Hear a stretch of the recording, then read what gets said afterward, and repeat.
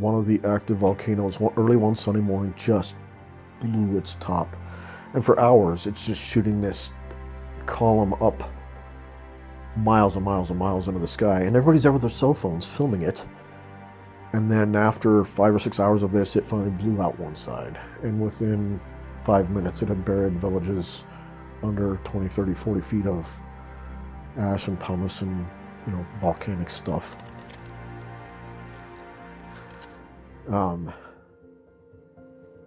Okay, I'm 20, 21 years old. I'm working on a cattle ranch in Eagle. And this goes somewhere. It was calving season, and every day we would go get the new calves and we'd inoculate them and tag their ears. And I'm driving up Eagle Road one day and I look over and there's a cow down calving. And I'm thinking, okay, tomorrow we got to come get this calf and doctor it. Next day, we went there and she had been down all night thrashing and hadn't been able to deliver the calf. She had worn a lot of the hair off one side of her, and the guy I was working with decided he was going to go back to the slaughterhouse and a feedlot, was going to go back and get the stuff to kill her. Probably just going to use a stun gun like they used on the kill floor. I'm a pretty new Christian, couple years old, and I'm talking to God. I was like, this is not fair. This is just not cool for an animal to have to suffer like this. You can heal anybody. Why can't you just heal a cow? So I laid my hands on her and prayed for this stupid cow. And then I went to the gate to wait for Bernie to come back, and Bernie came. 5 minutes later, and I turned around, she's up running around. To see that our prayers have power is like, she had been down all night. She was not getting up. When a cow lays down, especially if her legs are higher than her spine, she's paralyzed, and it does not wear off. This is how cows work. So she, and I already knew that. So like, there's this cow. She hated people, but she had this like Mickey Mouse face in the hair on her side, and so I recognized her till her time came to give her life to Albertsons. But I watched God heal a stupid cow. And then one day I'm driving across the farmyard on a tractor. And I don't know if you ever saw the show Green Acres with the guy from New York. And I feel like Oliver Douglas on the tractor, and I'm just humming along on the tractor, and God speaks to me. And the power of the voice of God was so strong. It was all I could do. I was afraid I was going to fall off and have the tractor run over me. But to hear God's voice so clearly and so powerfully just rocked me to my core. And then I was trying to figure out where my place was in the church, and so I was involved in a deaf ministry. One of my best friends had learned sign language and was involved in deaf ministry and asked me to get involved. I'm like, well, got nothing else, I'll give this a shot. I was learning sign language and everything, and at the same time, I had been tricked into teaching 7th grade boys Sunday school, which is like, herding cats would be so much easier than 7th grade boys Sunday school. And found out I had a heart for it, but it was like,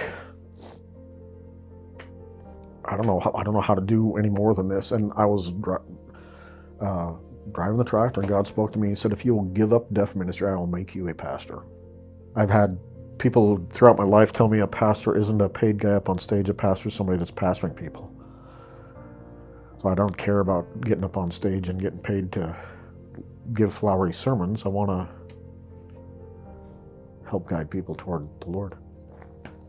Why do you think he asked you to give up a good ministry? Because I think it was would have taken enough time that I wouldn't have been able to focus on the things that I was truly called to do. I was just looking for a place to go to get involved. But my buddy that was in the deaf ministry at our church, it consumed him. It took every waking moment of his life and family time. And I mean, he was dedicated, and I wanted to be that dedicated. I wasn't married at the time. I had all the free time in the world, but God wanted me to go a specific direction, and something was there, a ministry, that could have prevented me from going that direction. Yeah. You want to talk about volcanoes for a minute? If you want. Well, it was really weird because my wife is from Guatemala, and there are a few volcanoes there that have always been active. And one day, 7 years ago, one of the active volcanoes, early one Sunday morning, just blew its top. And for hours, it's just shooting this column up miles and miles and miles into the sky. And everybody's there with their cell phones filming it. And then after 5 or 6 hours of this, it finally blew out one side. And within 5 minutes, it had buried villages under 20, 30, 40 feet of ash and pumice and, volcanic stuff. There was no lava, but I got videos of this cloud coming down the hill. And the scientists were estimating that the cloud was 1,700 degrees Fahrenheit. So the moment it touched you, you're dead. And people running for their lives. And within a really short time, the same day, they're filming hundreds and hundreds of bodies that were wiped out.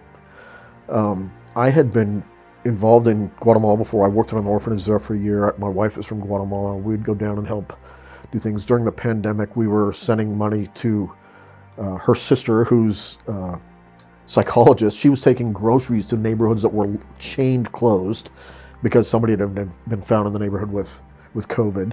And so they're taking groceries to the people that are living in these neighborhoods that are closed. But this volcano went off, and somebody called me. I posted some videos on Facebook, and somebody called me and said, "Hey, are you going to take a team to Guatemala?" And I said, "Why would I do that?" "Well, to help." I said, "That's not what we do."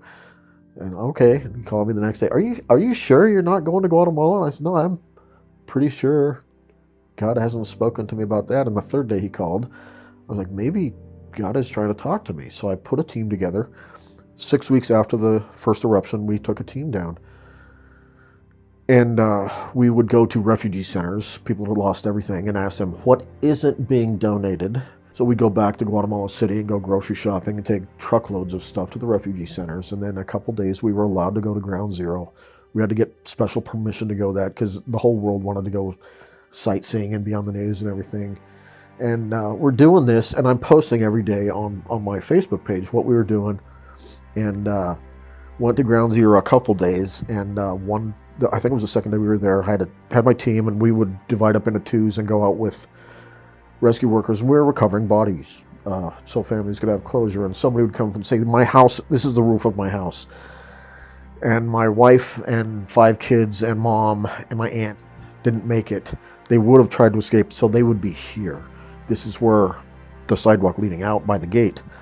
We would dig down and find, when I say we found bodies, we found horribly charred skeletons that had been baking underground. It wasn't terribly gory. One gal that we were introduced to lived across the street from a refugee center, and she opened her house so people would come in and take showers, and she was feeding kids and helping them get ready to try to go back to school. And it was obviously one of the most traumatic things I think probably a human being could live through. I did talk to one old man, and I said, "Do you want to talk?"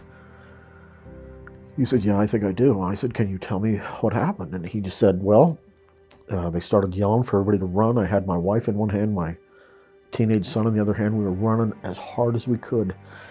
And I got down to the highway, and they weren't there." He said, "So many times I want to go walk out in front of a truck going down the highway." He said, "But we're getting counseling, it's helping. But people suffered and saw things and lost, and entire families were lost." Met one gal at a refugee center, and her family had been kind of like the community leaders. And I saw her at Ground Zero a couple different days at her site trying to dig down, and they might find a finger bone or whatever. We were instructed, if we found any remains, to immediately go report it to the authorities, and they would come and excavate.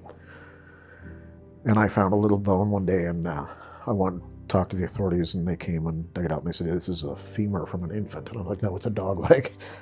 He said, "No, it's not. It has to be." For me, it has to be a dog leg. Well, the whole time I'm thinking, why are we doing this? Why would God have me down here doing this? One day we were getting ready to leave. I called my team on the radio. I said, "Listen, we're gonna start packing up and heading back." And then somebody came over the radio. "Hey, we just found a complete body in a bed," and everybody wanted to go see what they had found. And it was a skeleton with a few strips of cloth on it. Somebody had been asleep on their bed when the volcano went off, and they had to dig. There was this big crater in the pumice that they dug down and found this, and there was an old man down there crying. And somebody said, somebody needs to go help that guy crawl out. So I went down there, and I just said, can I pray for you? He just broke. Old man crying on my shoulder. I helped him out, and I thought about it. He will never remember me. He doesn't know who I am, doesn't know where I'm from, doesn't know anything about me. But I'm posting this stuff on Facebook. I'm connected with a group of people that I went to high school with in the 70s in Boise, and one of them is an atheist. And he commented, I've never had any inclination to believe in God, but you're the first person doing Christian work that I believe in. I thought if I had to go to Guatemala and haul bodies out of the rubble to touch a guy I went to school with 50 years ago, okay, so be it.